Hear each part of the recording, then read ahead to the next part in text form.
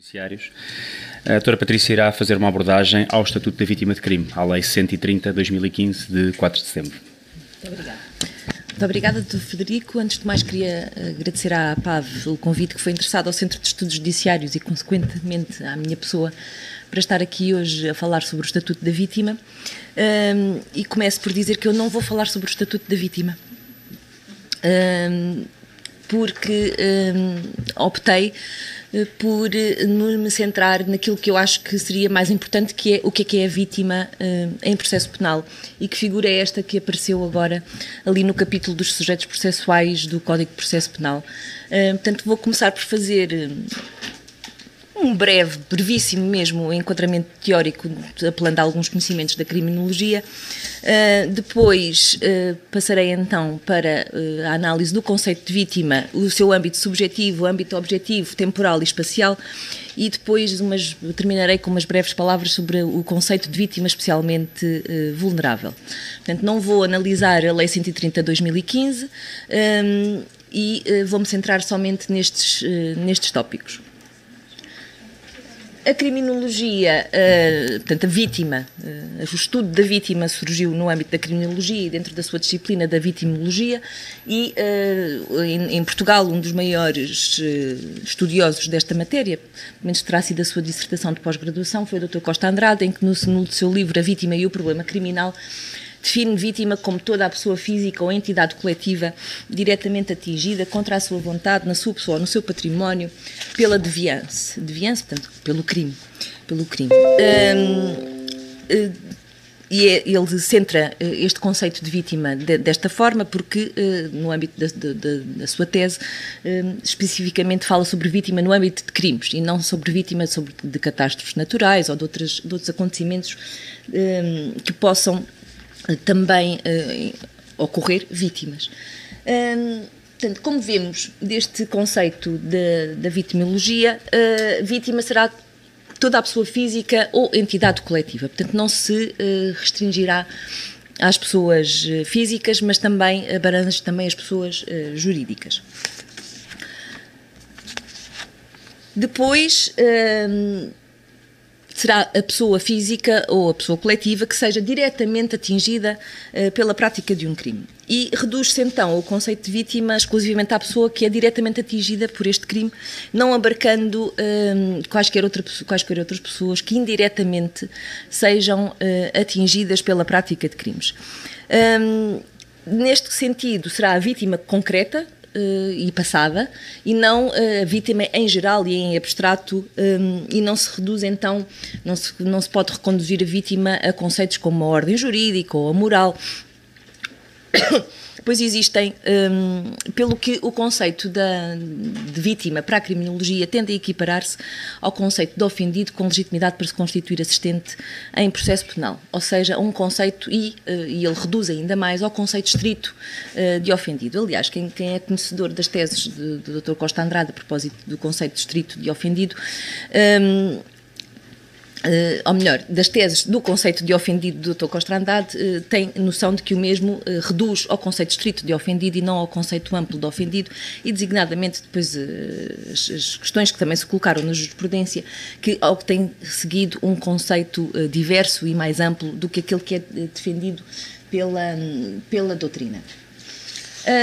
Falou-se muito do esquecimento da vítima, portanto, nos primórdios da justiça criminal, em sentido amplo, a vítima era o grande protagonista, dava-se um grande papel de preponderância à vítima. Depois os sistemas processuais penais, ao longo dos anos, dos séculos, abandonaram por completo a vítima, e depois houve um renascimento, houve uma redescoberta da vítima nos sistemas processuais penais mais modernos. Mas ainda assim algumas críticas foram dirigidas aos sistemas de justiça penal quanto ao esquecimento da vítima, designadamente quanto à irrelevância da sua vontade no desencadear no processo penal, e também quanto à irrelevância da sua vontade quanto à reação criminal após o final, o desfecho do processo penal. No âmbito do nosso direito processual penal, portanto não estou a dizer nada de novo, nós temos algumas exceções, ou melhor, temos algumas tentativas de colmatar estas críticas que são dirigidas aos sistemas de justiça penal em geral, designadamente os crimes particulares em sentido amplo, portanto é que é por iniciativa da vítima, do ofendido, que o processo criminal se inicia, e quanto à irrelevância da sua vontade no que respeita à sanção, temos, quer no âmbito do direito substantivo no Código Penal, normas que prevêem que a reparação da vítima possam levar à atenuação especial da pena, quer no âmbito do direito adjetivo, temos também algumas soluções, designadamente no âmbito das soluções de consenso, que dão um papel à vítima, designadamente quanto à suspensão provisória do processo, em que a livre requerimento esclarecido da vítima pode haver lugar à suspensão provisória do processo. Portanto, esta terá sido da maneira que, inicialmente também no Código de Processo Penal de 87, a figura do assistente, que em termos internacionais teremos sido precursores deste grande papel dado à vítima, e depois, paulatinamente, com as várias alterações e revisões do Código de Processo Penal, paulatinamente foram-se introduzindo aqui e ali normas que dão este papel à vítima no âmbito do processo penal. Entretanto, em 2015 surge a Lei 130/2015, que consagra o Estatuto da Vítima, e se percorrermos a Lei 130/2015, verificamos que a mesma não pretendeu atacar estas críticas que são dirigidas aos sistemas de justiça criminal em geral. Portanto, não atribuiu, ao contrário daquilo que à primeira vista se possa parecer, o maior poder de conformação processual às vítimas. Pelo contrário, esta lei foi criar soluções para eliminar, atenuar a vitimização secundária e não propriamente dar-lhe um maior papel de relevância no âmbito do processo penal. E então, a vitimização secundária, que todos nós sabemos do que se trata, não é? Mas que será para atenuar ou eliminar as situações em que a intervenção das instâncias formais de controle, portanto nós, as polícias, os técnicos que lidam com as vítimas, que não se perpetue esta situação de vitimização secundária, portanto, em que o seu contacto com o sistema de justiça seja o mais, não direi simpático, mas o menos perturbador para a sua integridade física e moral, principalmente para a sua integridade moral. Portanto, esta lei não vem atribuir um maior poder de conformação processual. Para exercer este poder de conformação processual, a vítima tem que ingressar na qualidade de assistente.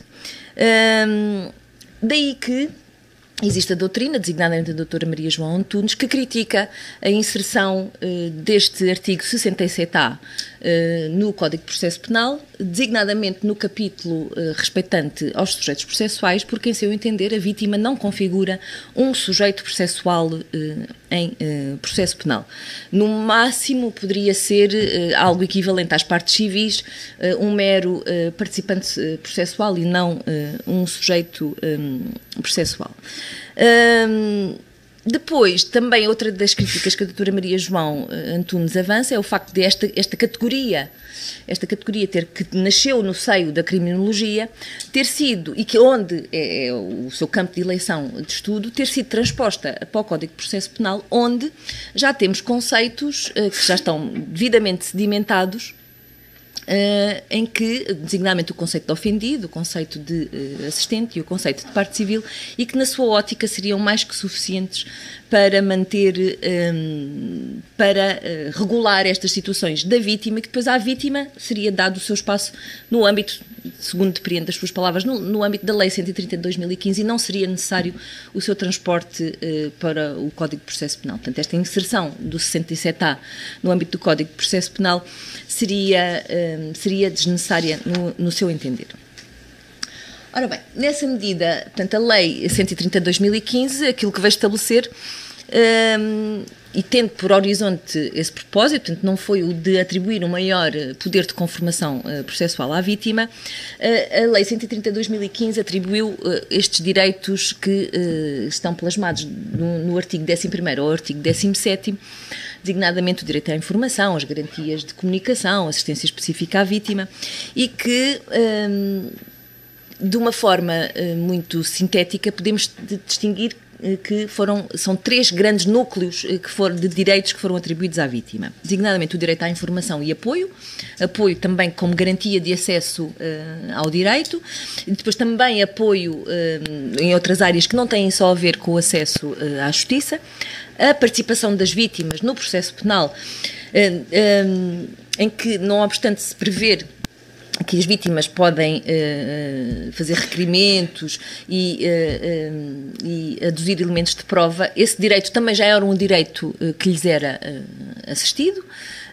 Portanto, qualquer pessoa poderia vir ao processo penal e aduzir elementos de prova, e depois o direito à proteção visto como direito à proteção da sua integridade física e moral, designadamente quando estão em causa as situações de retaliação ou de intimidação às vítimas quando tenham que ser chamadas ao processo penal.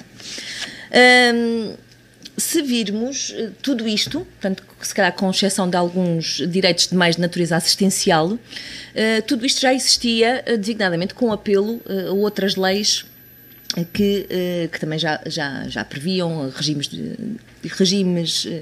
diferentes. Então, qual é a vantagem desta lei, não é? Portanto, estes diplomas que no fundo são ressalvados pelo artigo 2º da Lei 130 de 2015, que ressalva exatamente quer o Código de Processo Penal, quer depois as outras leis avulsas em que a vítima ou as pessoas com alguma vulnerabilidade já havia regimes que previam este evitar de situações de retaliação ou de intimidação, e até no âmbito da lei da 112 de 2009, da lei da violência doméstica, também já se previa regimes muito semelhantes àqueles que existem na Lei 130 de 2015.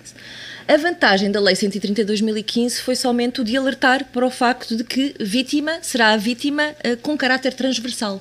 Portanto, independentemente de qualquer que seja o crime, o tipo de crime que esteja em causa. Portanto, poderá ser uma prática de um crime de ofensa à integridade física, simples, poderá ser a prática de um crime de furto. Portanto, este é aquele que é o campo de aplicação, ou melhor, a chamada de atenção que a Lei 130 de 2015 vem fazer no âmbito do nosso ordenamento jurídico. Portanto, vítima, não podemos olhar para a vítima só como aquelas que muitas das vezes até com apelo ao nosso senso comum olhamos de tráfico de pessoas, de violência doméstica, mas sim também qualquer pessoa que tenha sido diretamente atingida pela prática de um crime. E, portanto, surge então em 2015 o artigo 67A no nosso Código de Processo Penal, em que no seu número 1 define-se o que são vítimas. Portanto, a linha A é desdobrada em 2 parágrafos e da primeira análise, portanto, eu, quando me debrucei sobre a leitura deste artigo, que à partida parece ser muito simples, e depois verifiquei que não é assim tão simples, verificamos que o legislador estabeleceu um conceito unitário de vítima no seu parágrafo 1 e no seu parágrafo 2. E verificamos também que há 2 tipos de vítima. 2 tipos de vítima, embora dentro deste conceito unitário podemos distinguir 2 tipos de vítima. A primeira, a vítima direta, que está prevista no parágrafo 1 da linha A do número 1 do artigo 67A. Portanto, aqui o legislador entendeu como vítima a vítima que é diretamente atingida pela prática de um crime. Este é o conceito de vítima que está aqui no número. E se verificarmos, este conceito de vítima, com exceção das pessoas coletivas, é todo ele decalcado daquilo que a criminologia já nos ensinava sobre o que era a vítima. Portanto, não se trata de uma vítima abstrata ou futura, mas sim da vítima concreta e passada como alvo de um crime passado, ocorrido já, e não em termos abstratos e futuros, portanto, a potencial vítima da prática de crimes. Como já disse, ao contrário daquilo que era o conceito que a vitimologia, como ramo da criminologia, nos dava, portanto, o nosso legislador estabeleceu unicamente como este sujeito a pessoa singular, excluindo as pessoas jurídicas. E resolve-o logo na letra da lei. No entanto, esta questão já foi suscitada junto do Tribunal de Justiça da União Europeia, no âmbito do Acórdão C467/05, embora ainda ao abrigo da decisão quadro e não da diretiva que foi transposta por esta lei, e em que um tribunal do Tribunal de Milão apresentou um pedido de decisão prejudicial ao Tribunal de Justiça, e em que a pergunta era se as regras constantes dos artigos 2º e 9º da decisão quadro podiam ser aplicadas no âmbito de um processo penal em geral a qualquer parte vítima de uma infração penal em consequência do disposto nos artigos 1º e seguintes da diretiva ou noutras disposições de direito comunitário. Esta diretiva não é esta diretiva que transpôs a Lei 130/2015, é uma diretiva que regula o direito de indenização às vítimas de crimes. E, portanto, esta diretiva, que peço imensa desculpa, mas esqueci-me de anotar aqui qual é o número.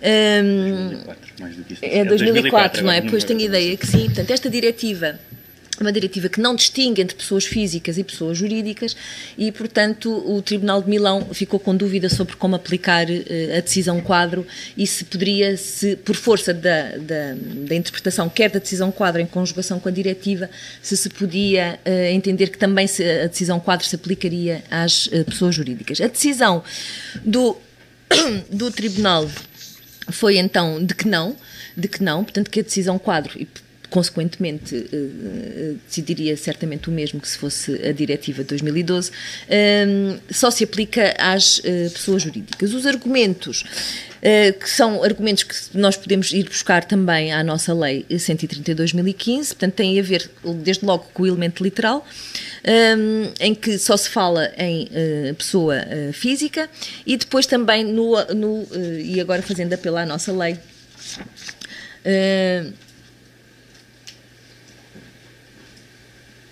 no artigo 3º da nossa lei, da 130/2015, portanto, que é mais ou menos semelhante àquilo que dizia a decisão quadro, em que, na medida em que se faz apelo à dignidade da pessoa humana, portanto, este seria outro dos argumentos para o Tribunal de Justiça, foi outro dos argumentos para o Tribunal de Justiça da União Europeia para considerar que isto não era extensível às pessoas jurídicas. Depois, outro outro inciso que nós temos que ver quando olhamos para esta norma é que vítima é aquela que diretamente foi atingida pela prática de um crime. Portanto, é o caráter direto ou não dos danos que determina a inclusão ou a exclusão da pessoa do âmbito subjetivo do conceito de vítima. E é aqui que depois nós olhando e confrontando isto com o artigo 68, que temos a entender que, ok, então vamos identificar o conceito de vítima com o conceito de ofendido que está previsto no artigo 68, ou seja, a pessoa que tem legitimidade, que foi ofendida. Como é que diz o 68? Os ofendidos, considerando-se como tais os titulares dos interesses que a lei especialmente quis proteger com a incriminação, e desde que maiores de 16 anos já não seria aplicável aqui no caso. Portanto, a vítima seria concebida numa acessão estrita e não numa acessão ampla. Portanto, não seria qualquer pessoa que fosse atingida pela prática de um crime, mas sim somente a pessoa que foi diretamente atingida, ou seja, em que os seus interesses que foram violados são aqueles que a norma visa tutelar. Como hão de calcular isto seguindo esta via, vamos voltar às discussões que já tivemos a propósito do conceito de ofendido, designadamente se é o conceito amplo, se é o conceito estrito a que devemos apelar.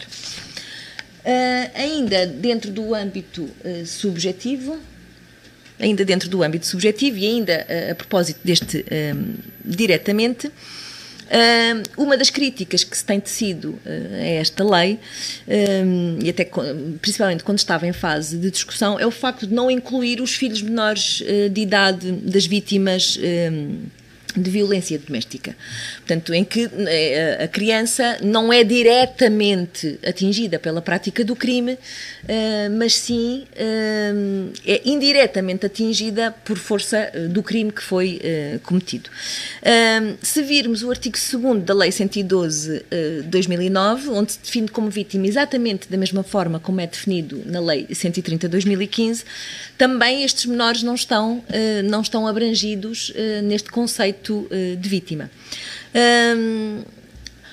Ora bem, fazendo apelo àquilo que me parece ser o enquadramento mais correto sobre o conceito de vítima, designadamente que vítima será a pessoa que é diretamente ofendida e apelando ao conceito estrito de ofendido, que é a pessoa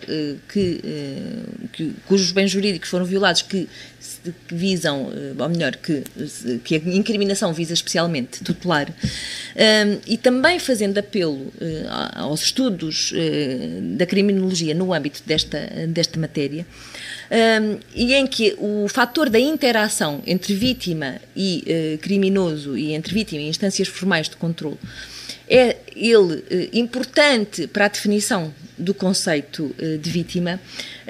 Parece-me que, isto sem prejuízo, portanto, aquilo que eu estou a dizer hoje, se calhar ainda com mais estudo ou até com ouvir outras pessoas a falar sobre esta matéria, mas parece-me que bem andou o legislador em excluir daqui as vítimas que indiretamente sejam atingidas pela prática do crime. Haverá outros meios de prover às suas necessidades, mas não propriamente através da assunção do estatuto de vítima em processo penal. No entanto, o nosso legislador, no parágrafo 2 da alínea A, veio também consagrar como vítimas as vítimas indiretas. E estas, portanto, são equiparadas às vítimas diretas. Portanto, os familiares de uma pessoa cuja morte tenha sido diretamente causada pela prática de um crime são também elas consideradas vítimas e no mesmo plano que as vítimas diretas, quase que assumem o papel da vítima por força da sua morte. Quase que se diria que é um direito de representação dos familiares da vítima. Este conceito de familiares, para ser integrado, nós temos no número 1 do 67, na linha C, diz o que são familiares. No entanto, não é esta a linha C que nós temos que fazer apelo para integrar o conceito do 67.1a, parágrafo 2º, mas sim ao número 2 do artigo 67. E aqui verificamos que, se para efeitos do conceito de vítima indireta, serão o cônjuge sobrevive não separado judicialmente de pessoas e bens ou a pessoa que convivesse com a vítima em condições análogas às dos cônjuges, os descendentes e os descendentes. Portanto, é um grupo de pessoas que é menor do que aquele que está previsto na linha C do artigo 67, número 1. Se compararmos isto com o artigo 68 do Código de Processo Penal, verificamos que há duas categorias que ficaram de fora, que são os adotados e os adotantes. E sem que qualquer razão aparente exista para tal exclusão. Portanto, em meu entender, estão indevidamente excluídos estas pessoas do conceito de vítima indireta prevista no parágrafo 2º. Portanto, competirá ao aplicador da lei integrar, não diria que integrar esta lacuna, para ser simpática, integrar esta lacuna na aplicação da lei. Depois, também verificamos que, portanto, no número 2 do artigo 67A, também se exclui o autor dos factos que provocaram a morte. E, mais uma vez, se compararmos isto com o artigo 68, verificamos que há uma diferença de redação em relação ao artigo 67A. E esta diferença de redação é importante. É importante porque, aparentemente, parece que estão excluídas as situações de cumplicidade. e não podem estar excluídas as situações de cumplicidade. Portanto, a comparticipação abrange não só as situações de autoria, como também as situações de participação e, portanto, estar excluído daqui o cúmplice é também, mais uma vez para ser simpática, mais uma lacuna que o aplicador da lei deve preencher. Depois, os familiares, portanto, o artigo 67A, no número 1, a linha A, no segundo parágrafo, diz que estes familiares são as pessoas de uma pessoa, são os familiares da pessoa cuja morte tenha sido diretamente causada por um crime.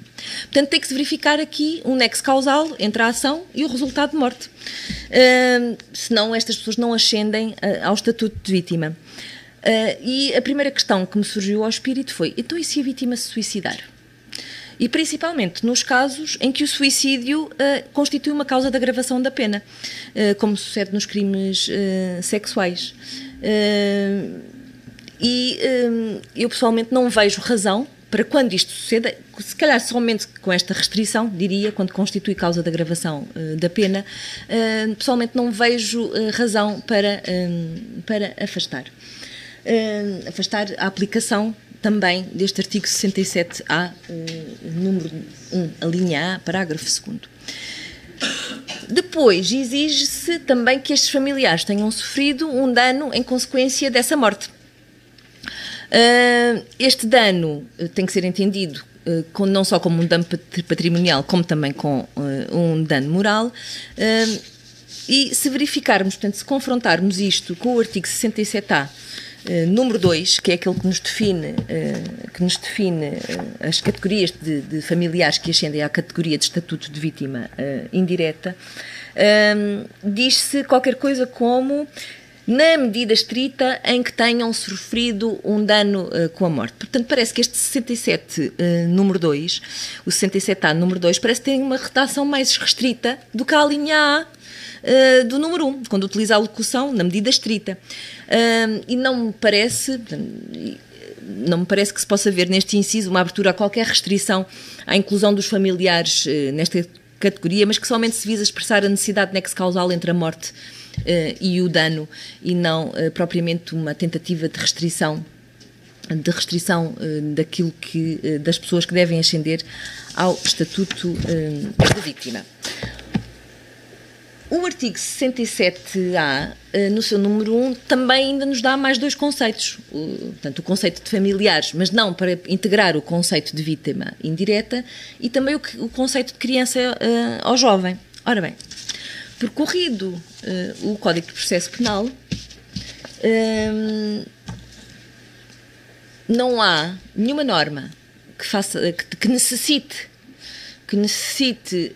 de apelo ao conceito de criança ou jovem, em primeiro lugar, e só há uma que apela ao conceito de familiares, que é o artigo 200 do Código de Processo Penal.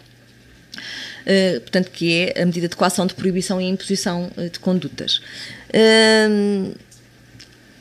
Portanto, parece-nos que estes dois conceitos não têm qualquer operatividade no âmbito do processo penal.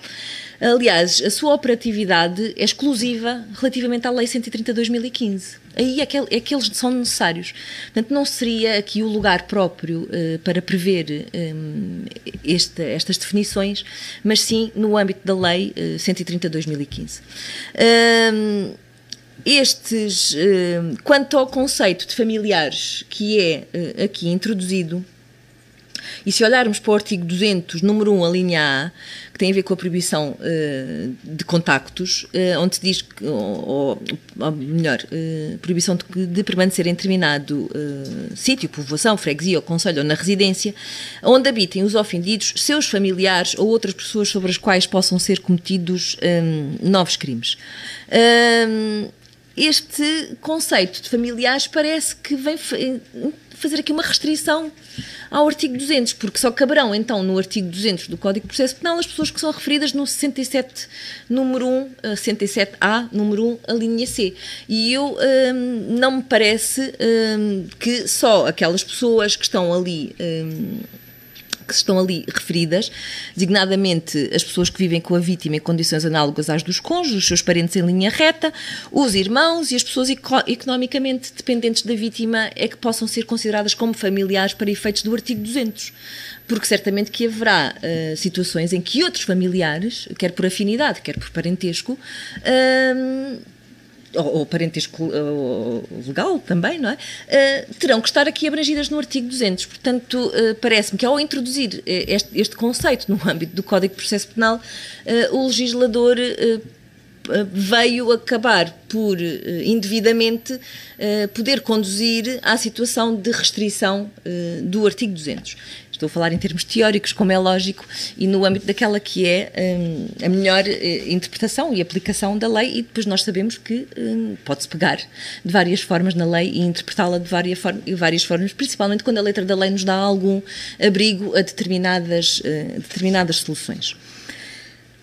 Passando agora para o âmbito objetivo do Estatuto da Vítima, que não, agora sim, no âmbito da Lei 130 de 2015, este é aplicável independentemente de ser conhecida ou não a identidade do autor do crime. Portanto, a vítima poderá beneficiar dos direitos que lhe são assegurados pela Lei 130 de 2015, independentemente de ser conhecida a identidade do autor do crime, bem como do desfecho do processo penal. Aliás, se virmos o considerando 19 da diretiva, é assim mesmo que devemos interpretar todo este regime do Estatuto da Vítima.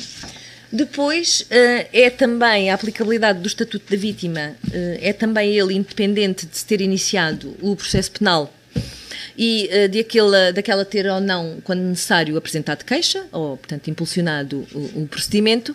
E também aqui a diretiva, no seu considerando número 25, diz-nos que, sem prejuízo das normas em matéria de prescrição, o atraso na denúncia de um crime, se por meio de retaliação, humilhação ou estigmatização, não deverá traduzir-se na recusa de confirmação da queixa apresentada pela vítima e também na aplicabilidade do Estatuto da Vítima. Depois, em termos de aplicação temporal, o Estatuto da Vítima ocorre desde o momento da ocorrência do crime até à fase de execução da pena e, provavelmente, quando necessário, até em situações posteriores. Mas, pelo menos no âmbito do processo penal, é desde a ocorrência do crime, embora não seja aí que nasça o processo penal propriamente dito, até à fase de execução da pena, até porque são conhecidas as normas que atribuem o direito de informação à vítima quando o recluso é libertado ou foge. Ainda no âmbito temporal, pode-se colocar a questão se a aplicabilidade do Estatuto da Vítima ocorre em relação a factos anteriores à entrada em vigor da lei. Esta é uma questão que podemos, já decorridos 3 anos, provavelmente já não teremos estas situações. Quer dizer, estou a ser muito benevolente. Ou melhor, vamos ter certamente estas situações nos tribunais e a resposta, em meu entender, tem que ser afirmativa, até por força da natureza dos direitos que lhe são concedidos. Quanto ao âmbito espacial, aqui fala-se da diretiva, portanto, estou aqui a fazer apelo àqueles que são os considerandos da diretiva. Portanto, a diretiva aplica-se no contexto dos crimes cometidos na União e de processos penais que decorram na União e que só confere direitos às vítimas de crimes extraterritoriais no âmbito de processos penais que decorram na União. E, em função disto, o artigo 19 da Lei 130 de 2015 vem também regular esta situação do âmbito da aplicação no espaço da Lei 130 de 2015. Pode-se questionar se a vítima abandona o território do Estado-membro em que o crime foi cometido. Portanto, se há aqui uma situação de deslocação da vítima de um Estado-membro para o outro. E o considerando 51 da diretiva, diz-nos então que o Estado-membro deixa de estar obrigado a prestar assistência, apoio e proteção, excepto no que diga diretamente respeito ao processo penal que continua a correr no âmbito do seu território e que depois cabe ao Estado-membro para onde a vítima se deslocou, então prestar a assistência, o apoio e a proteção de que a vítima necessite para recuperar. E passamos então, por fim, e acho que estou a ir depressa demais, não estou? Esse é um dos meus maiores defeitos, é que falo muito, muito rapidamente. Passamos então para o conceito de vítima especialmente vulnerável. Portanto, este conceito está previsto no número 1, a linha B, do 67A, e é um conceito que se afere em concreto e verificados que estejam os requisitos indicados na norma. Portanto, vítima que tenha uma especial fragilidade, que resulte designadamente, portanto não é com caráter taxativo, da sua idade, do seu estado de saúde ou de deficiência, bem como do facto de o tipo, o grau e a duração da vitimização haver resultado em lesões com consequências graves no seu equilíbrio psicológico ou nas condições da sua integração especial. Isto é em concreto, portanto tem que se aferir em concreto, ao contrário daquilo que sucede no número 3, em que, de uma forma geral e abstrata, atribui-se esta qualidade de vítima especialmente vulnerável às vítimas de criminalidade violenta e especialmente violenta. Pode-se questionar se esta atribuição é mesmo automática deste estatuto, se é uma boa solução. Eu diria que não é uma boa solução. Aliás, nem a diretiva nos obrigava a que assim o fizéssemos. A diretiva parte sempre da avaliação em concreto se esta situação de especial vulnerabilidade se verifica ou não. Portanto, nós, à boa maneira portuguesa, fomos mais além do que aquilo que nos era exigido. E ao contrário daquilo que sucede com a vítima transversal, não é? Do 67, número 1A, aqui o estatuto de vítima especialmente vulnerável depende da apresentação da denúncia e da inexistência de fortes indícios de que a denúncia é infundada. Portanto, quanto ao primeiro requisito, só após o início do processo penal em sentido formal, que não ainda material, porque o Ministério Público ainda não se pronunciou sobre a abertura de inquérito, quando não existam, depois isto é pela negativa, quando não existam fortes indícios de que a mesma é infundada. E a maior preocupação que eu senti ao ler isto é que quem atribui o estatuto de vítima especialmente vulnerável são também os órgãos de polícia criminal. E, portanto, parece que se exige à vítima, em primeira linha, que convença a polícia da seriedade do evento e do caráter fundado da sua denúncia. É certo que a Lei 130/2015 fala na formação dos profissionais, mas isto causa-me alguns engulhos. Se será e na prática é isto que mais ou menos tem vindo a suceder, se esta será uma boa solução. Designadamente quanto à atribuição das competências às autoridades judiciárias ou aos órgãos de polícia criminal para atribuírem este estatuto de vítima especialmente vulnerável. Não me parece que nós e os órgãos de polícia criminal tenhamos as habilitações necessárias para aferir determinado tipo de situações. Podemos ter habilitações ou competências quando se trate de aferir o perigo de reincidência, quando estamos a analisar os factos, o crime que está em causa.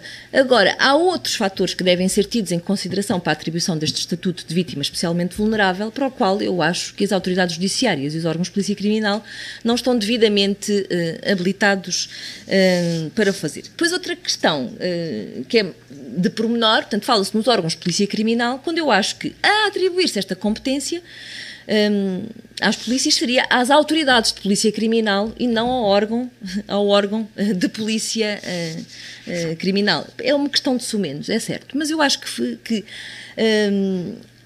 A manter-se isto, então seriam as pessoas que exercem posições de chefia, parece-me a mim, até porque certamente que estariam mais habilitados. O artigo 20º da lei, falando agora da avaliação individual, portanto, como já avancei, portanto, não diz, ou melhor, atribui esta competência para a atribuição do estatuto, mas não diz quem é que faz a avaliação individual. Portanto, o que nos permite dizer que, ok, então somos nós que fazemos, somos nós que temos competência para atribuir o estatuto, portanto somos nós que fazemos a avaliação individual. Não me parece que esta interpretação, esta interpretação é possível, esta parece que é a solução da lei, até porque em lado nenhum da Lei 130 de 2015 se fala dos técnicos especializados para fazer isto. Portanto, não se lhes atribui qualquer tipo de competência para fazer esta avaliação individual. E depois, a Lei 130 de 2015 e o artigo 67A unicamente estabelecem os requisitos subjetivos e objetivos e nada mais esclarecem, quer o Código de Processo Penal, quer a Lei 130 de 2015, quais os perigos e riscos que se pretende prevenir e também quais os critérios de seleção de vítimas especialmente vulneráveis. E mais uma vez aqui tive que fazer apelo à diretiva que, de uma forma mais incisiva, diz o que é que, em seu entender, serão estas vítimas carecidas de proteção especial. E então, portanto, os riscos que se visam evitar será a vitimização secundária e repetida e também a intimidação e a retaliação.